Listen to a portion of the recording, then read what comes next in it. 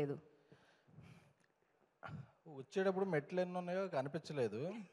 అంటే ఇది స్పెట్స్ ఏదో స్టైల్ కోసమో అంటే ఇక్కడ పాపరాజు ఉంటారు కదా, వీడేంటి స్పెట్స్ పెట్టుకుని వచ్చాడు నైట్ టైం, వీడికి ఫ్యాషన్ సెన్స్ తెలియదు ఏదో అనుకుంటారు. అంటే అప్పుడప్పుడు మనం ఈ నల్ల కళ్ళద్దాలు పెట్టుకున్నప్పుడు కొన్ని పక్కన కనిపించవు. సో నేను పర్సనల్గా ఫీల్ అయింది తెలుసు కదా, చూసినప్పుడు చాలామందికి ఈ సినిమా గొప్పతనం కూడా కనిపించలేదేమోనని ఈ స్పెట్స్ పెట్టుకున్నా. ఇప్పుడు ఈ స్పెట్స్ తీసి చూస్తే this is a gem of a film, అది చెప్పడానికి నేను పెట్టుకొచ్చాను. బా సార్, ఈ ఒక్క కళ్ళద్దాల వెనక ఇంత కథ ఉంది అని తెలిసింది. అది మామూలుగా లేదు అసలు. ఎందుకంటే కొంచెం అగ్రెసివ్గానే ఉంటుంది.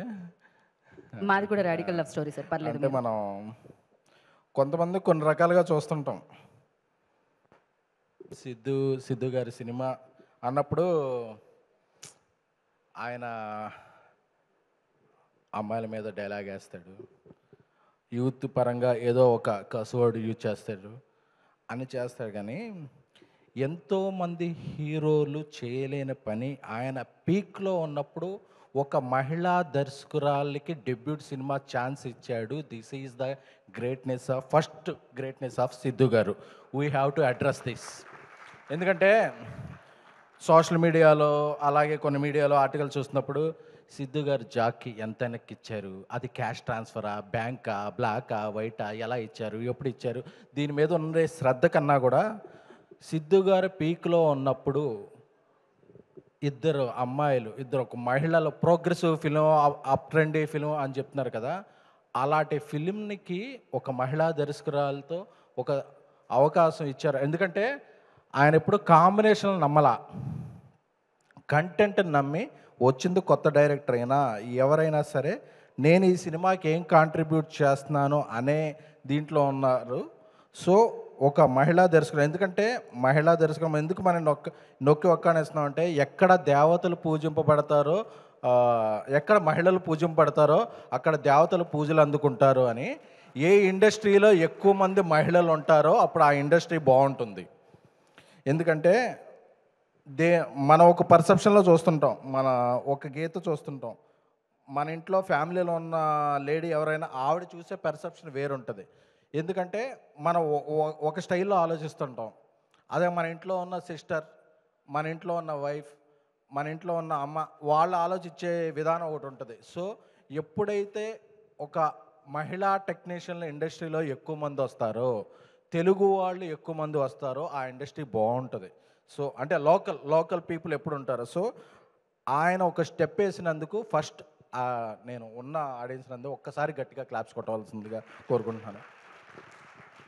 ఎందుకంటే మనం అంతా ఒక టాక్సిక్ మెంటాలిటీలో గడిపోయాం. ఏదన్నా సినిమా వస్తుంది, చూద్దాం వీడేం తీసాడు, అసలు మనం లాస్ట్ టైం అది తీసాడు కాబట్టి ఇప్పుడు ఏం చేశాడు అంటే, ఈ రంధ్రాన్వేషణ దీంట్లోకి వెళ్ళిపోయాక ఫస్ట్ హాఫ్ ఎలా ఉంది, సెకండ్ హాఫ్ ఎలా ఉంది, క్లైమాక్స్ ఎలా ఉంది, అరే అది కాదురా మొత్తం ఎలా ఉంది అనేది ఇది తప్ప. ఫస్ట్ 10 నిమిషాలు గురు అంటే రివ్యూలు రాసేసేటప్పుడు కూడా ఫస్ట్ 10 నిమిషాలు అంటే ఒక ఎలివేషన్ ఇవ్వాలంటే ఒక సీన్ పడాలి, ఆ పడ్డప్పుడే నెక్స్ట్ సీన్ ఇదవుద్ది. అంతేగాని మనం ఈ సీన్ ఎలా ఉంది అంటే సీన్ లేదు.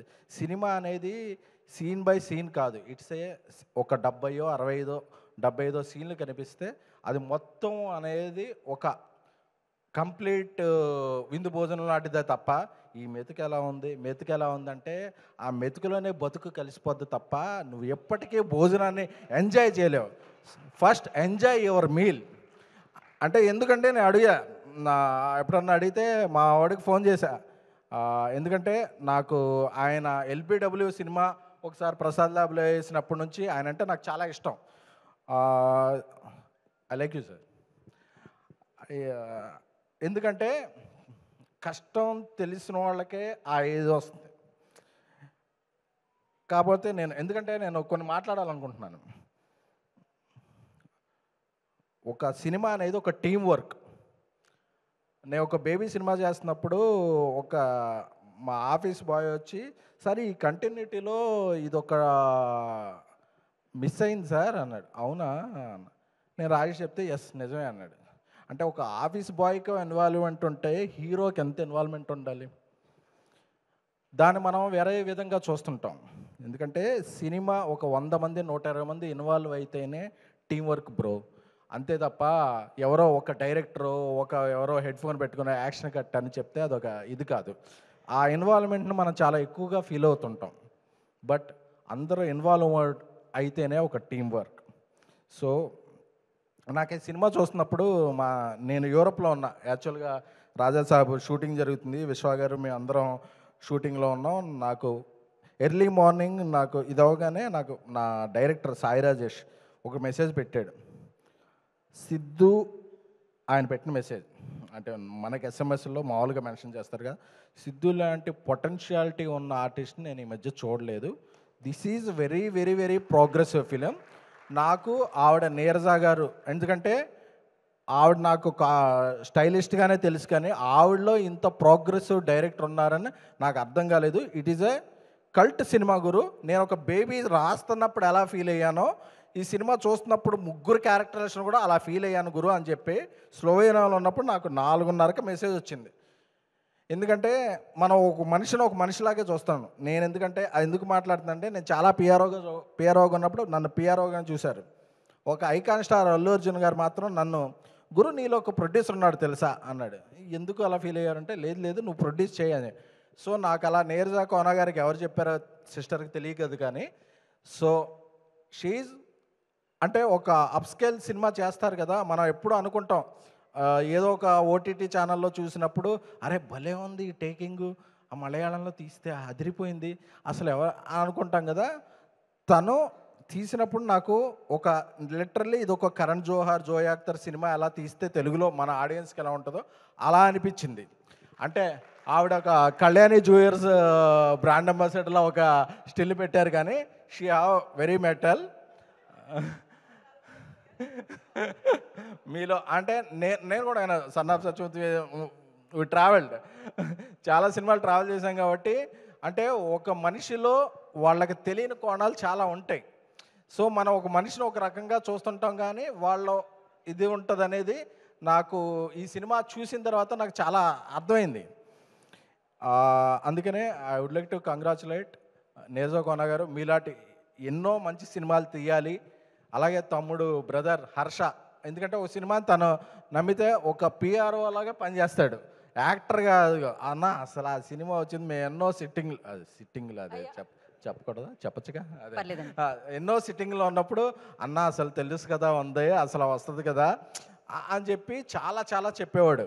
అలాగే తమన్ మ్యూజిక్ డైరెక్టర్, అంటే నాకు తెలిసి దీపావళికి చాలా సినిమాలు వచ్చి ఉండొచ్చు, ఇన్ని చార్ట్ బస్టర్ సాంగ్స్ ఉన్న సినిమా అయితే మాత్రం తెలుసు కదా. ఎందుకంటే ఒక మల్లికా గంధ సాంగ్ అయితే ఏంటి, వేరే సాంగ్లు ఏంటి అన్నీ మాస్టర్ చేశారు. ఒక మహిళా కొరియోగ్రాఫర్ రామ్జోగ్ గారు అద్భుతమైన సాంగ్ చేశారు, కాసల్ శ్యామ్ గారు అద్భుతమైన సాంగ్ చేశారు. అప్పుడప్పుడు మైత్రి శశి గారు రూడ్గా కనిపిస్తారు, కానీ is dude, is cool dude. So అలా ఇక్కడ మన బండ్ల గణేష్ గారు ఉన్నారు. సో ఆయన ఇప్పుడు ఏం మాట్లాడతారో ఎవరికి తగులుద్దో అని చెప్పి టెన్షన్ అవుతుంటుంది. బట్ అన్న ఒక మేధావి యొక్క మౌనం దేశానికి ప్రమాదకరం అని ఠాగూర్ సినిమాలో చిరంజీవి గారు చెప్పారు.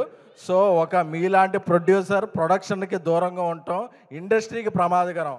అందుకని మీరు ఎన్నో మంచి సినిమాలు చేయాలి, పెద్ద సినిమాలు చేయాలి, కాంబినేషన్లు చేయాలి అని చెప్పి మేము కోరుకుంటున్నాం. ఎందుకంటే నేను చాలాసార్లు కళ్యాణ్ బాబు అభిమానిగా చూస్తున్నప్పుడు ఎప్పుడు గబ్బర్ సింగ్ స్టార్ట్ అయినప్పటి నుంచి ఎలా ఉంటుంది తమ్ముడు అదే పగిలిపోద్ది అని బీప్ అని చెప్పేవాడు ఆయన.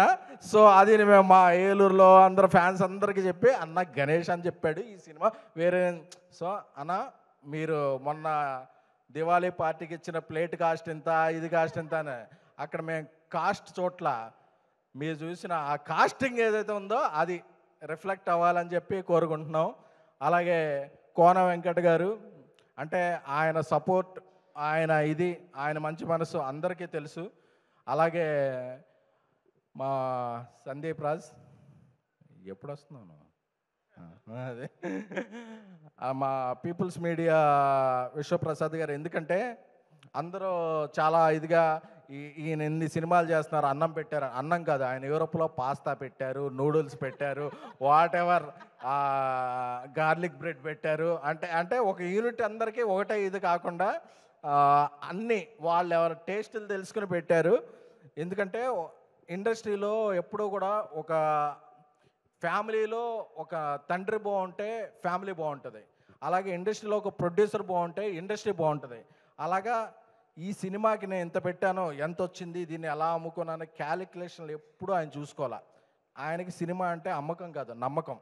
సో అలాంటి నమ్మకం ఉన్న ప్రొడ్యూసర్ ఎవరంటే విశ్వప్రసాద్ గారు. ఆయన విజన్ వేరు. ఎందుకంటే ఎప్పుడు కూడా ఈ సినిమాకి ఇంత పెట్టేసుకుంటే ఇంత వచ్చేద్ది, మనం ఇలా తీసుకుందాం అన్నది కాదు. నాకేం వచ్చినా ఏమొచ్చు, I have to make quality films అని చేస్తున్నారు. కాబట్టే రేపు మధ్యాహ్నం తర్వాత రాజాసాబ్ పోస్టర్ వస్తుంది, బర్త్డే స్పెషల్ పోస్టర్. ఆ పోస్టర్ రాగానే జనవరి 9న ఆ సినిమా సాధించే సంచలనాలు ఏంటో అందరికీ ఒక గ్లిమ్స్ వచ్చేస్తుంది అనమాట. సో అలాంటి విశ్వప్రసాద్ గారు బాగుండాలి, పీపుల్స్ మీడియా ఫ్యాక్టరీ బాగుండాలి అని కోరుకుంటున్నాను. అలాగే ఈ సినిమాకి ఇక్కడ చూస్తుంటే బాగుంది, విఎస్ అని వంశీ శేఖర్ అని ఒక ఎంబ్లం వేశారు. ఒక పిఆర్గా ఇది స్టార్ట్ చేశారు కాబట్టి ఆ ఎంబ్లం చూస్తే వంశీకి, శేఖర్కి, తేజుకి ఐఎమ్ వెరీ వెరీ హ్యాపీ. ఎందుకంటే you made A mark, you made A brand. So let's continue that. So ఫైనల్గా ముగించే ముందు చెప్పదలుచుకుంది ఏంటంటే, సినిమా చాలా బాగుంది. అంటే మనం ఈ సినిమా గురించి కొన్ని వర్డ్స్ వింటున్నాం, సరోగసి అని, అప్ ట్రెండ్ ఫిల్ అని, ఇలాంటివన్నీ వాడుతుంటే మన మాస్ అనుకుంటారు, ఓహో ఇది మాది కాదేమో. ఇది కాదు, పక్కా మాస్ సినిమా. ఇద్దరు అమ్మాయిల మధ్య ఒక కుర్రోడు, అది మన టిల్లు చిక్కుకుంటే ఎలా ఫేస్ చేస్తాడు అనే చేసే సినిమా. అంటే మనం ఒక సాఫ్ట్ టైటిల్, అంటే ఒక అగ్రెసివ్ టైటిల్ పెట్టినప్పుడు మన ఇంపాక్ట్ ఇది మనం చూసేలేము. అంటే ఒక సాఫ్ట్ టైటిల్ పెట్టాం కదా అని చెప్పి మీరు తెలుసు కదా అని మీకు తెలుసు అనుకుంటున్నారా? మీకు ఎవరికే తెలియదు, చూసిన వాళ్ళకే తెలుస్తుంది. చూసిన వాళ్ళకే ఈ సినిమా తెలుస్తుంది. నేను ఈ రోజుల్లో నుంచి భలే భలే మగాడు నుంచి, ప్రతిరోజు పండుగ నుంచి, ట్యాక్సీ వాళ్ళ నుంచి, బేబీ వరకు నేను సినిమాలు చేశా. ఎన్నో ఫంక్షన్లకు వెళ్ళి ఈ సినిమా బాగుంది బాగాలేదు అని చెప్పాను. ఎప్పుడు బాగోపోతే, ఎందుకంటే వాళ్ళ కింద వేసుకుంటాను ఎప్పుడు సోషల్ మీడియా అనుకోండి. మీరు తెలుసు కదా సినిమా చూస్తే ఈ 2.5 గంటలు కూడా, మీరు 2 గంటల నిమిషాలు కూడా మనకి టిక్కెట్కు వర్త్కు పైసా వసూల్ అని అనుకుంటారు. ఎందుకంటే we have very few actors in stars. Siddhu గారు ఈజ్ యాక్టర్ ప్లస్ స్టార్.